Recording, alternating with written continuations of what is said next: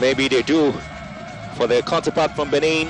It's certainly going to be another interesting opportunity for them to see how they can have their own against the Ghanaian side, who have been well motivated with that thumping win against the Gambia.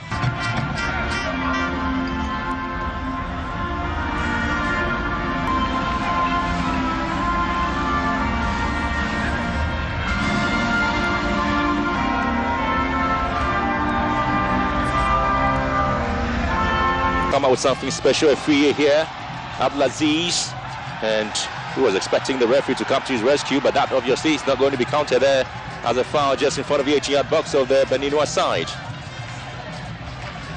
And the best of clearance there from Hananu Kwame Boachi, but still struggling to... In Ramadan for quite a long time, and they know how to psych themselves to play. Question is, what happens at 6 o'clock? Because we've seen elsewhere, players getting fruits and all of that. Yeah. But I'm sure at least by halftime they'll be refreshed enough to come back stronger. Young man Abdelaziz Issa, he's obviously going to be the target man by the Beninois. As you look at the foul there, a little bit of a nudge there behind him by Suleiman Alassan from Benin. Yes, even at these early stages, that the passing game that the Ghanaians like to play is going to be hampered a bit because the grass is not very short and the ball tends to be a bit bumpy, even as the squirrels again get opportunity to build. Settle down now and trying to string passes and build from their own half.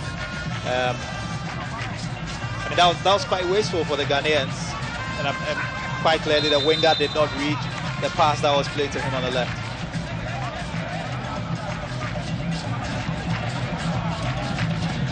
A deliberate foul there by the Ghanaian in a 14 shirt, Ironesio. How deep Ghana is sitting at the moment, and it makes the attacking a bit difficult. And so they'll have to build from their own area, and very often before they could get into the Beninois area, the ball is cut out, as we've seen now. And it's making things very difficult for Aziz, because Aziz is falling back all the way towards the center circle to pick up the balls to drive. It gives him very little room to operate, and it's making things quite comfortable for the Beninois in terms of their ball and creating the chances. It looks like the Ghanaian team is still settling. Misbah turns well. Aziz Misbah, Ghana with a chance. It is Hakim Suleimana. Hakim! And saved there by Abdul Aziz Rahman Karim. Well, the opening chance, the real chance, the threat, and the first shot at goal there from the Ghanaians. And clearly, it was well collected by Rahman Karim from Benin. Well, excellent work by Musibao Aziz on the left-hand side to be able the black satellites. I've been impressed with the press by the Beninois team. They have kept a high line, and anytime the ball falls to the Ghanaian defense, they put so much pressure on them that the turnover rate is quite high for the Ghanaians, and they'll need to find a way to go past this press. Aziz. So much talking point about Abdelaziz Issa. Well, what we've seen over the last years in Ghana is you don't find too many players of his kind anymore. The type of players who are on his feet. I mean, he is a physical specimen, but some players who go down at the least touch, but he kept driving all the way until he shot that ball, which unfortunately was deflected out for a corner kick to the Ghanaians. Well, so this is a story where the fans simply can't wait to see the ball hitting the back of the net for the first goal.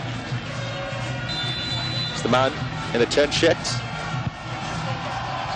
taken to the near post, returns, well again, a rebound. Ricocheting the body of a Squirrels player and coming back into play here. And Ghana will have to find a way to cut this ball out by Boateng, which of course he was able to do that. Abdelaziz here.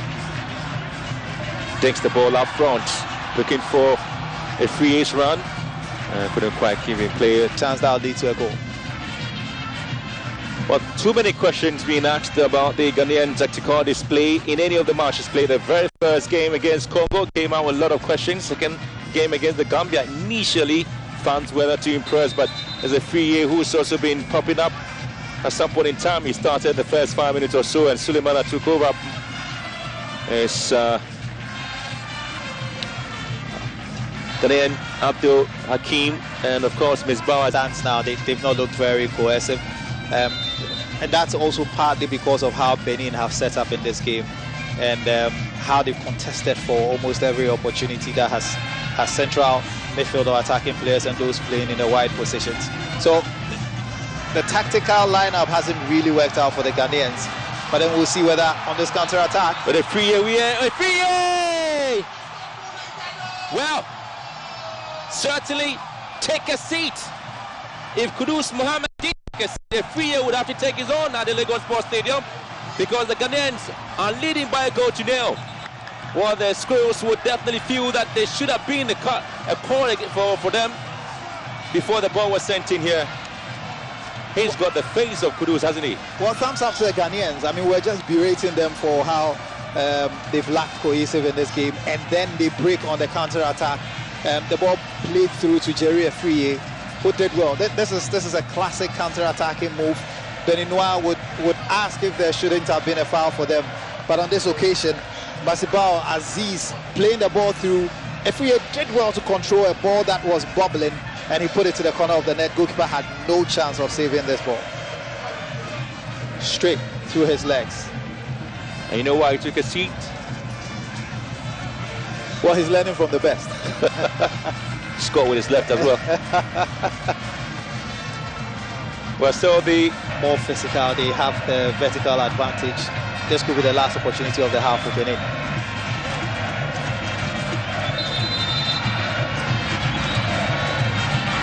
Oh, very, very poor one taken there by the young Squirrels of Benin. And they may have a chance to certainly give a room there for them to get the equalizing goal. Too many players are able to communicate well. Ooh, just an extension of the elbow there on Aziz. Again, he's on a yellow card. Should be pretty much careful there. This the cup.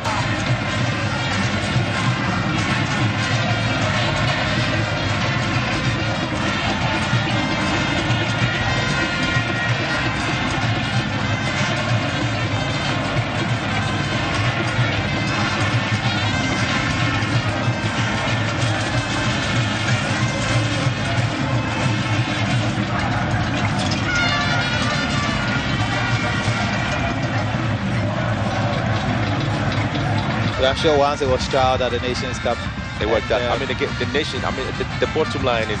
I mean, the whole continent in January, February. I understand, especially West Africa, I should say. You understand the Hamatan season and how humid it is. So the cooling break was introduced in Abidjan because of the time of the AFCON. It's not up to him to decide. He would have to go out of the pitch and they would have to check him and be absolutely sure that he can continue to play.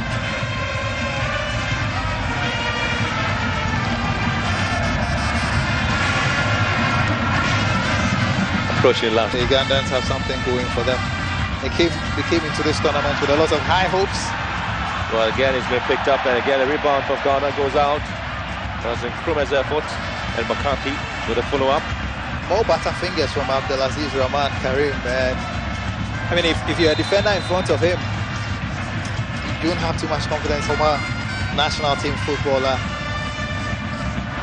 one of the most skillful players of his time, a player who was affectionately anointed as the heir apparent for the great Pelé, played in every level of Ghana's national team from under 17 all the way to the senior national team, and was a member of the team that won the first ever African football. Yeah, it's a very difficult game to play.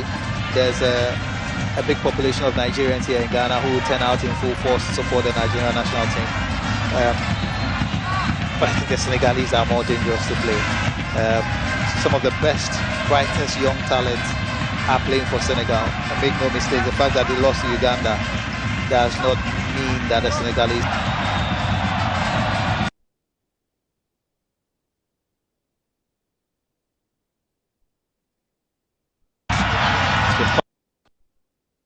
And again, Misbah Aziz hasn't been lucky today.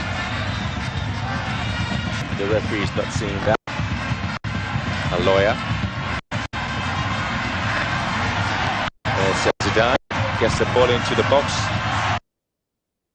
It is going to be A chance there for Benin. And Eche. And it's in the ball wide. What a chance it was. Comical defending from the Ghanaian, almost opening the door for the Benin. But again, as has been the bane for Benin, they just... On the Turf Sports.